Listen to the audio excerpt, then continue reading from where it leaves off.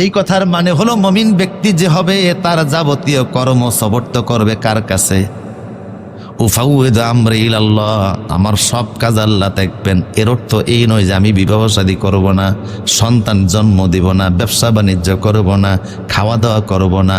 আমার সব কাজ চলবে দুনিয়াবি নিয়ম অনুযায়ী, কিন্তু সব কাজ করব কার জন্য?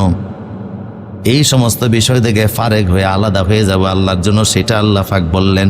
এরপরে আল্লাহ পাক বললেন রব্বুল মাশরিকি ওয়াল মাগরিবি লা ইলাহা ইল্লা হুয়া ফাত্তাখিযুহু ওয়াকিলা। আল্লাহু আকবার। নবী হে, সামনের যে বিশাল বড় দায়িত্ব, সারা দুনিয়াতে আপনার দিন ছড়িয়ে দেওয়া লাগবে। আপনার জেনে রাখা ভালো, রব্বুল মাশরিকি ওয়াল মাগরিবি, পূর্ব এবং পশ্চিমের রব একমাত্র কে?